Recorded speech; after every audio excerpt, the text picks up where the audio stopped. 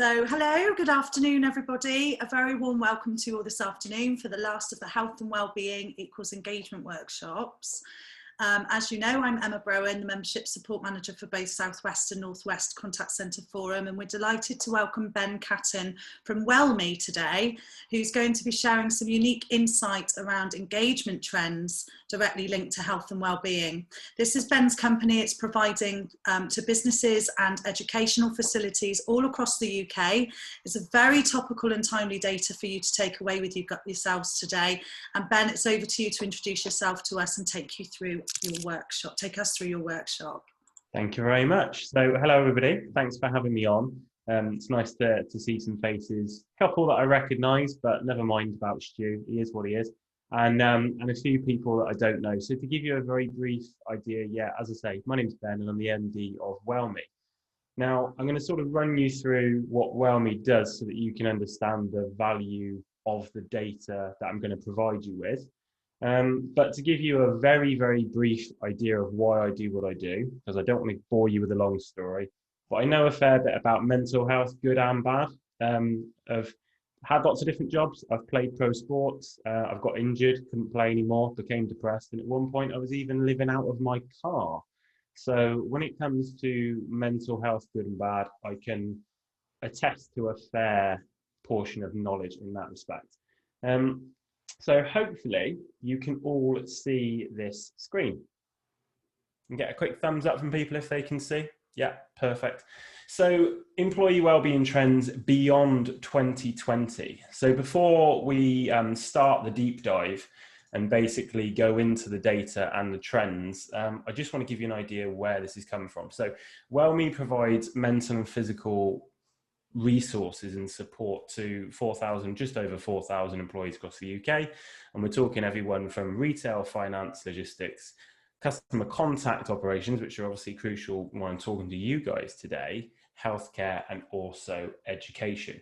So we provide it to quite a few different people. And if I, just go back one slide there. They are spread all over the UK. The reason most of our clients are actually based in Gloucestershire is that we've only been going about 3 years, and this is where the majority of our clients are situated. But we have started to move further afield, and hopefully there'll be loads of blue circles all over that map pretty soon. The data is collected in a really interesting way. And this is why the data, I think, and I get excited about it, I'm a bit of a geek for this stuff, is valuable to you guys, because when a user, an employee goes on to Wellme, every single day, whatever device they're on, desktop, laptop, phone, they are presented with a very simple question. It just says, how are you feeling today? And they can either slide a wheel or they can type something in, and they basically just let the system know. Now that might be anything from great to awful, terrible, happy, tight, sore, grumpy, tired, doesn't matter. Whatever they put in and select, the system then recognizes that and tries to show them support material of loads of different types that's going to specifically help them with their mood, their mental, physical health, and also their productivity. Now, those of you that have got smartwatches on and devices like that, Wellme also works on a smartwatch. So basically it monitors their stress levels through different algorithms like breathing techniques, heart rate, and it then picks up on when they're stressed, which is useful for you guys because you can know exactly when they're stressed and not just when they're telling you that they're stressed. So that's why the information is, in my opinion, fairly exciting compared to some of the information we get bombarded with on social media and stuff these days, because it's hard to know what to trust and what to believe. Now, I'm just going to dive straight in. I'm not going to talk too much more about us as a company, but I'm going to share something with you that we found absolutely staggering. And this was basically April to September this year. And this was common stress reaction searches from people in customer interaction roles. So nobody that's clerical, that doesn't have any customer interaction, their data isn't included. So when they've had a stress reaction either on their watch or they've gone onto the app on a Tuesday morning or Wednesday morning, and before they start their shift, it asks them how they're feeling, and they say terrible or stressed or anything negative, and it starts to show them stuff.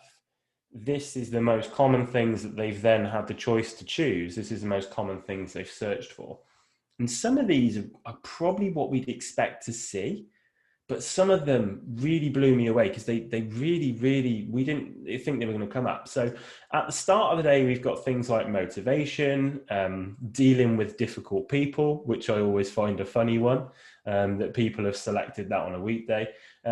Healthy lunch options. So they're thinking about their lunch already at like 7 a.m., which shows, I mean, I do that too, but I've normally eaten my lunch by 9 a.m. But it actually shows that people are thinking about getting their day over with before it's even begun. Breathing techniques, which we didn't expect to see searched as early as 10 a.m. That's an early time to be thinking, God, I'm starting to panic already. What are my coping mechanisms? We'll lead on to why that's important in a moment, but it's just fascinating. Then we've got things like meditation, Pilates at my desk, and back pain, which we would kind of expect because they've been in that position then for a couple of hours. Perhaps they've had a large call volume, they haven't managed to get up and move about, and actually those physical things are starting to bite. Yoga at my desk around lunchtime because they're thinking, do you know what, actually I just want to do some yoga, I don't or can't get away from my desk. And then this is where the crazy stuff happens. So we've got deadlines, which we'd expect around 2:30, 3 o'clock. But then literally our highest search volume in a customer interaction role for those months was panic attacks. And it literally went nuts. So people were searching videos on panic attacks. They were getting, when the system suggests videos on panic attacks, it was the most watched material. And it didn't even stop when their shift finished. So the individuals that use WellMe get access to it throughout the day. The watch will continue to track them if they're stressed, as long as they've got their watch on and they consent to that tracking, it continues. And people are still watching material on panic attacks all the way through till 7 or 8 o'clock at night.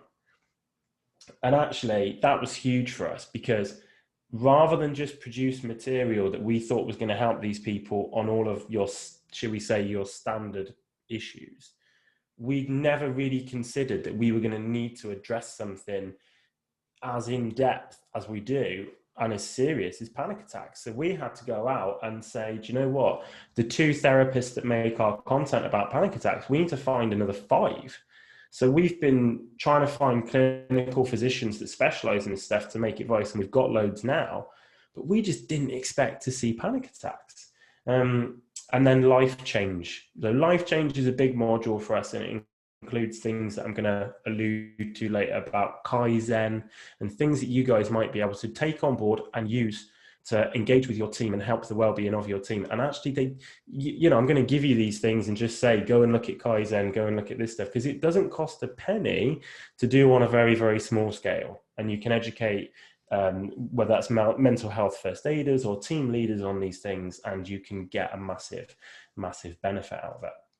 Now, the system then provided for certain search terms, high volume ones, it provides help and assistance.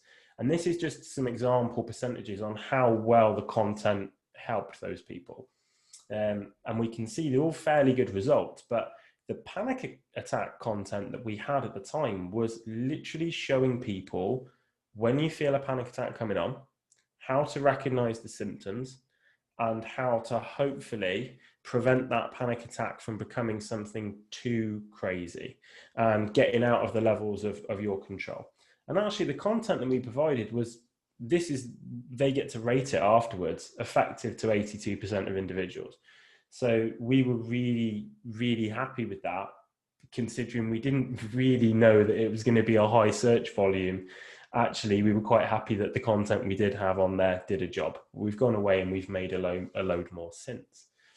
Now, I don't know about you guys, but obviously those of you that I've got video from very briefly, obviously Stuart, I know you work with lots of different places, and you guys are obviously individual companies, but quick show of hands, how many of you know that your mental health first aiders or team leaders how many of you would be confident enough that they would be able to assist someone if they were having a panic attack there and then? Okay, so we've got one definite, and then some people saying, no, probably not. So to the definite, fantastic, brilliant, and a huge well done. Please continue that on. But actually, we're noticing that a lot of people are getting to the point where they've got a mental health first aider on board. And the mental health first aider is being educated to a certain extent in things like anxiety and panic attacks. And they are then thinking that okay, fantastic, I've ticked that box. But panic attacks, and this is what we've seen from these guys, is panic attacks is something that's an evolutionary process. And I would really encourage you to get team leaders, supervisors, and people on board to understanding the symptoms so that you can spot these symptoms before they finish their shift. Because the data has shown us that the attack might take place after their shift. It might take place when they go home. And the big thing for you guys is, well, that's before their next shift. So that's where you've got to be proactive and not reactive. And I can't stress enough that panic attacks is a trend, and also anxiety in general, be that attacks or just anxiety about job stuff in general, is a trend that you're going to see more of, a lot more of, sadly, as things go on. Now, very briefly, how the wellbeing narrative is changing. What I mean by that is people have got better at talking to their boss about problems. They've got better at talking to their friends and their colleagues about problems. But actually, the problems themselves are changing, but maybe not in the way we thought. So financial stress, the amount of people that are basically reporting financial stress to their employer and financial stress related issues has gone from 29% to 52%. That's huge. That's a massive change. And that shows us that financial stresses, and I'm sure you guys probably agree with this, it's going to get worse before it gets better.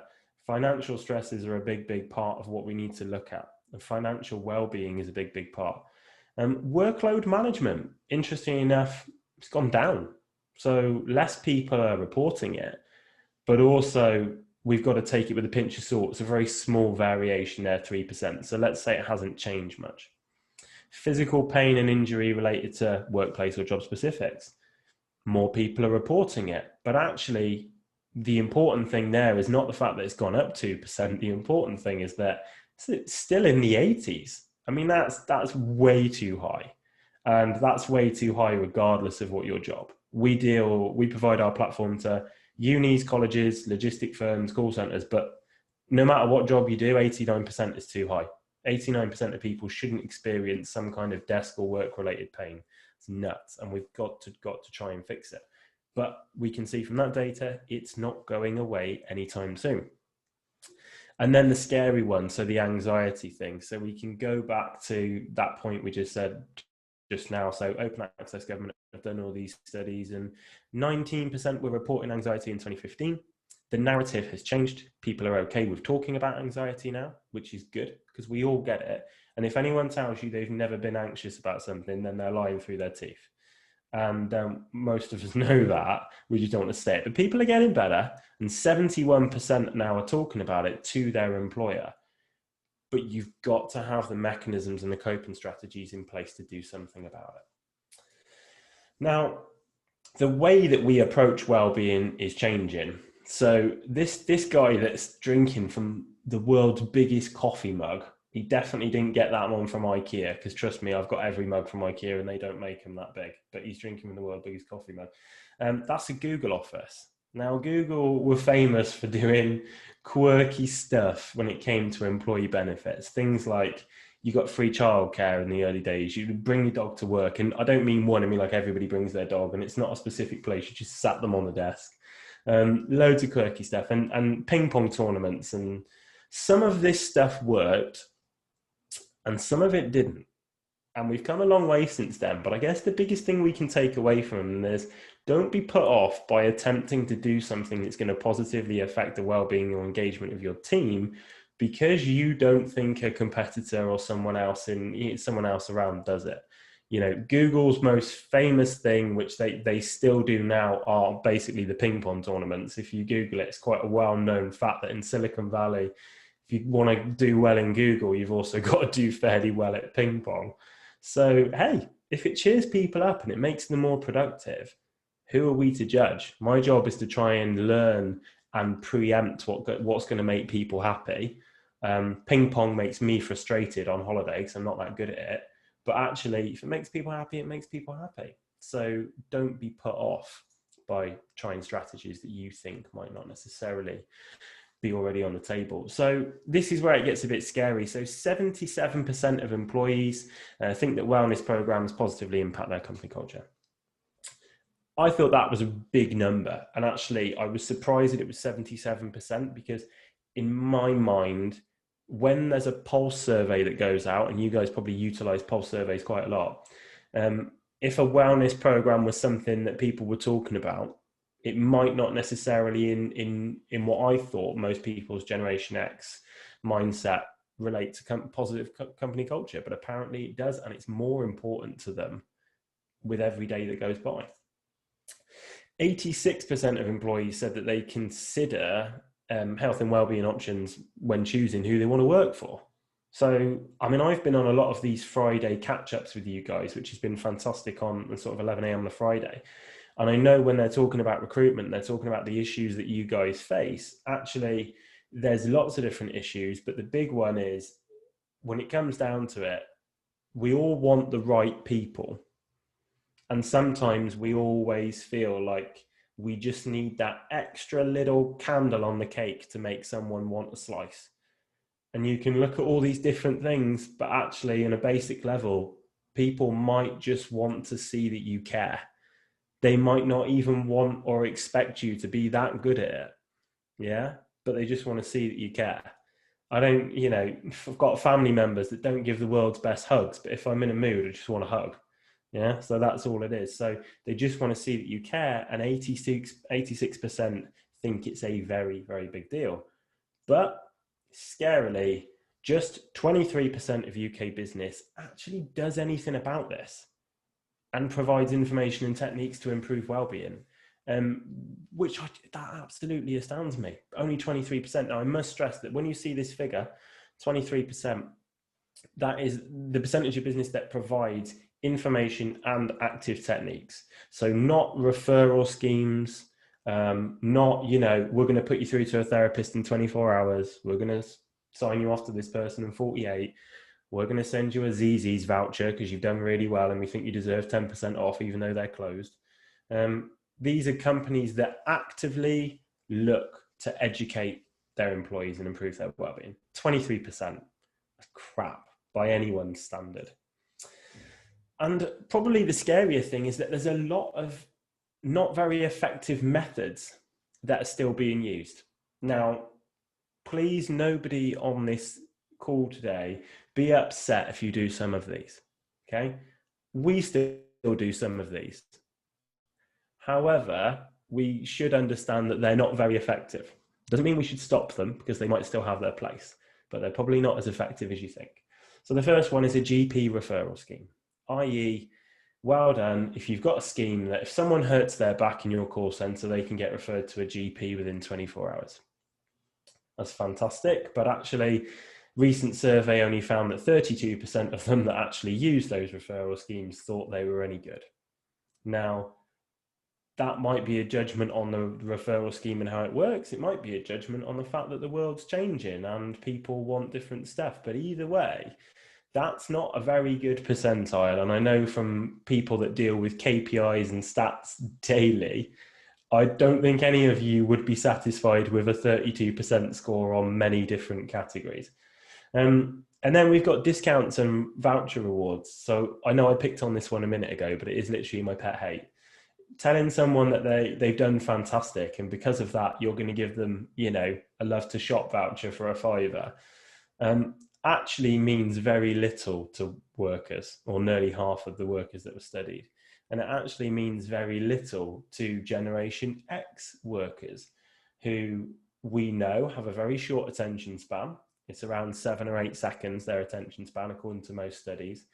And they normally buy things off of Instagram. And I hate to tell you, they'll buy it whether there's a voucher for it or not. So offering them a super drug discount is pretty pointless. Relying on self-care.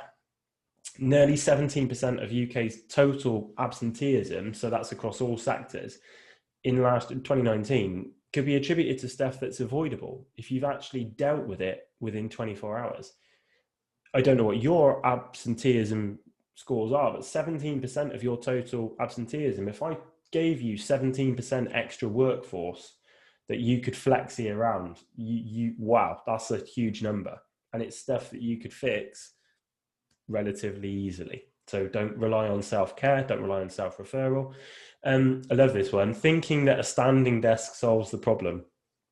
Everyone loves a standing desk, but actually thinking that that's going to be the single biggest thing that's going to fix somebody's poor posture when they spend 6, 7, 8 hours on a phone is nuts, because it just doesn't make any sense. But they're normally, when I go and consult with certain businesses, which I do on wellbeing, and they get me in and they go, we think we do really well, but our latest pulse surveys come back quite poor. Can you tell us where we're going wrong? And I'm like, I don't need the survey. Why is the biggest thing you've invested in the last 12 months a standing desk? Like, it's madness. It's a plaster on a gunshot wound, but people do it. And then reactive assistance over proactive support. Okay. Many people still feel wary about broaching mental health and physical health issues, and you shouldn't. The figures have shown us that more and more people are okay to talk about it. And that is the bigger trend, because the average age of people that are coming in is largely irrelevant, actually, because whether they're Generation X, Generation Z, whether they're people that have had a career change because of COVID, the culture around talking about your mental and physical health has changed. So therefore, regardless of what age demographic they are or what cultural background or interests, they're going to talk if you try and talk. And Stu loves to talk. He does that for a job, and he knows that actually nobody talks unless you initiate and you ask the right questions, or you actually start a conversation, right? Don't be afraid to start a conversation. Conversation is king. We need to start a conversation. So what can we do instead? Simple changes that basically we should be making today. Consult with your employees. I know this sounds really simple, right? But nobody does it. Consult with your employees on the rewards that they actually value. I can't tell you the amount of times when a company that I've dealt with has gone, yeah, we've got a brilliant system. Yeah, they get access to all these different high street vouchers. It's fantastic. They get this, that, and the other. And I go, okay, brilliant. And then we go and do our own pulse survey, because they brought us in to do it. And we ask everyone that's received a voucher in the last 12 months whether they've spent it or not. And most of them haven't. Most of them are still in their wallet, along with their Costa card and their Starbucks card. And actually, you might have been better off just giving them Costa points. It's cheaper and easier. And actually, you might have been better off. And I know it sounds really simple, but please, please, please just consult with them on what they actually value. Don't make the assumption that they value things that are on that platform. Make assumptions based on what you've asked. Go and ask a question. And what we supply our platform to colleges and things. So actually, a lot of these people that are coming out of a college will be potentially the type of people you might be employing. And the college used to have a reward system for good grades and getting things in on deadline, and they've stopped it all. And what they did was, instead, they basically started loading them up Costa cards. It was the best thing they'd ever done, because now these kids actually care. They actually care if they get a deadline in on time, or they hit a good score on something, because they get some Costa points. And it's cheaper for the college than their old platform. So actually what they value. Make movement a part of your team's daily routine. And again, I know that sounds really simple, but movement. So when I say to people most of the time about movement, they think, right, okay, Ben wants us to stand up. He wants us to have a little shakeout, and he wants us to walk around and then sit back down again, get the endorphins flowing. Yeah, that's all true. But most of the time, when I'm talking about movement, I don't even mean movement in general. I don't mean stand up, walk around. I mean, if you're sat in this position, which is a standard position for a lot of us, right? Headset on, we're talking. I literally mean educate them on neck movement while they have a headset on. I'm not telling you guys to take them off phones. I'm not telling you guys to take them away from bums on seats. I'm not telling you to do that. I'm telling you to teach them a Pilates neck roll while they're at their desk, so that actually they don't even feel the pressure build up at any point, and they can stand up, move around, do what they need to do. Don't think that movement has to mean stand up or singing or dancing, but make movement a priority. This is a guy called Douglas Carson, who is our resident chair yogi. So a load of our material is yoga at your desk and in a chair. The reason I've put that in there is because that is probably one of the most exorbitant moves he does. All his other stuff, you'd never even know that people are doing it. That is the most extreme movement, one of them that he does, and it's fantastic. He's hilarious as well, but he's funny. But yeah, like, you don't need big movement. When I say yoga, people think, God, he's going to get 15 people off the phones, and he's going to want to stand them by the door and do a downward dog. No, just teach them how to move properly while they're doing their job.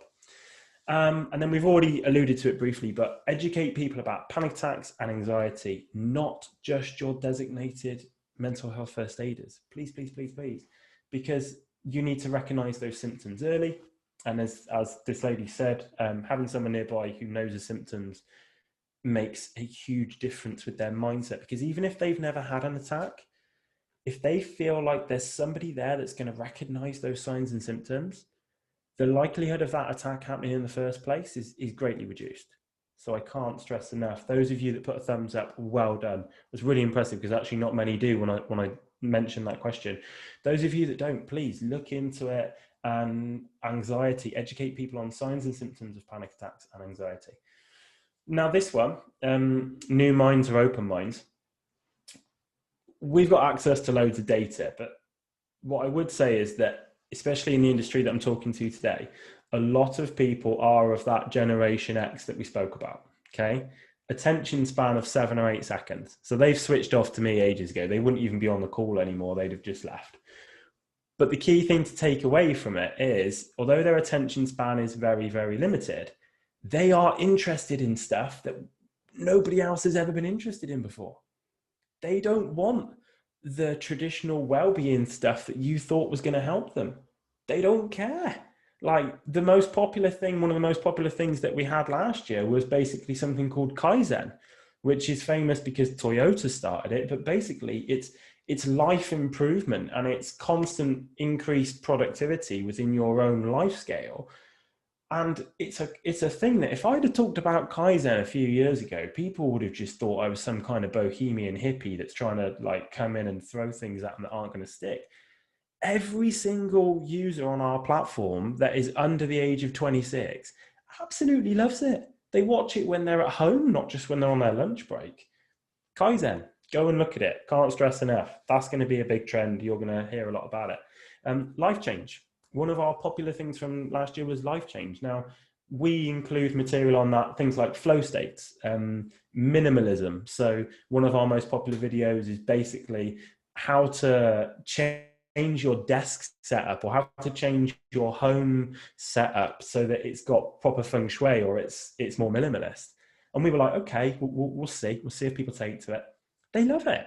The younger generations take to this stuff in a way that we, and I'm putting myself in the old bracket here because I am now, that we never would have taken to. So please, please don't discount them. That's going to be a big trend. Kaizen, life change, mindfulness. So if you haven't looked at things like anchoring techniques or NLP, so neuro-linguistic programming, but basically anchoring techniques, this can be an amazing one for people on the phones. So an anchoring technique, basically you can have a smell, a sound, or a visual anchor. Every time something good happens, you use the anchor. So if something good happens in my life, I smell the smell. I carry a little aftershave round and I have a whiff of it. Well, guess what? Once you've done that for about a month, your brain relates the smell to positive endorphins, or it can relate the picture or the sound or the word. So every time something good happens, they say the same word or see the same picture. When they're having a stressful day, they pull the anchor out. Boom. Brain starts firing and throwing good stuff at them, even if it's a bad situation. It's a really simple technique, and you could educate your mental health first aiders, supervisors, and people on the phones on how to use it. And that could be a big trend. And then the last one, nutrition. Loads of hours were lost every single year last few years to SMEs in the UK because their workers have got poor nutrition, and poor nutrition basically leads to, or can lead to, a lot of other problems, right? I know that sounds obvious, but the reason I've got it in as a trend is because people are actually paying attention to it now. People are more in tune with what they put in their body than they ever have been before. So that is a real big one. And I would highly advise that you consider, when you look at your platforms, or you look at what you use for your well-being, or you look at what you use for your engagement for your employees, don't underestimate the power of education on nutrition. That's going to be a big thing that you're going to see over the next few years, whether that's homework or work on shift patterns, whatever. People are starting to understand the role that food plays in their life, and they're starting to look at it differently. And if you can start to develop some methodology around how you educate your workforce, it's going to be a help, because you're going to be one of the few employers that does it. And a little stat then, so UK business that actively monitors their employee wellbeing, though doesn't rely on a reactive approach, actively monitors it, is expected to rise to 41% by 2025. I like that stat, and I don't like it at the same time. I like it because that's great that it's going to rise to 41% from 20 odd. But I don't like it because 41% still sucks. I'm just going to be honest, like 41% still isn't good. But the reason I've put it in there for you guys is because I can't stress enough the value of actively monitoring employee well-being. And you might think you do at the minute, but one thing that I would like you all to do, if you can, at some point for next week, is put yourself in a position of someone that's had a terrible week and they think they've developed anxiety. Actually make a flow chart of how that news would filter to you or their immediate management team. And if it would take them coming to you and having that conversation, I hate to say it, but we've already partly failed. We need to pick up on signs and symptoms earlier. We need to understand the people we work with earlier and better. And we should be actively monitoring in a way that we don't have to wait and be reactive. So that's why the stats in there. Please, please, please, let's try. And I don't want to talk about this one much, because actually I think it's really obvious. And sometimes I put it in, sometimes I talk about it more and sometimes less. It depends who the room is, but I don't think you guys need it. And if you actively look after your employees' well-being, you can save a lot of time, a lot of money, and a lot of effort. And I'm not going to sell it, because you will understand the value, but the figures are massive. And if any of you want some more information on facts and figures, I can send you all the stuff afterwards if you're interested. But basically, the numbers are huge. Don't discount it. Don't underwrite it. It's massive. It's bigger than it's ever been. And trust me, by the time 2025 rolls around, if you don't have a fantastic, and I don't mean just substantial, I mean fantastic employee wellbeing procedure and policy in place, people aren't going to work for you. No matter how strapped for cash they are, or no matter how bad they're feeling and it ain't going to happen, because the gig economy is going to come back, but it's going to come back differently. And actually people are going to look at jobs differently. They're going to look at the value of employment differently. So you need to realize that, yes, it can save you money and yes, it can save you time, but you should be doing it anyway, because without it, you're going to struggle. And there's contact details on there, but obviously you can get my contact details. I'll send out an email to the forum, and they'll send it out to you guys. And basically, yeah, I think we're pretty much there in terms of what I wanted to talk to you about. We've got 5 minutes spare, so I didn't run over talking about IKEA. That's good. If anyone wants to fire off some questions, I'm happy to answer them.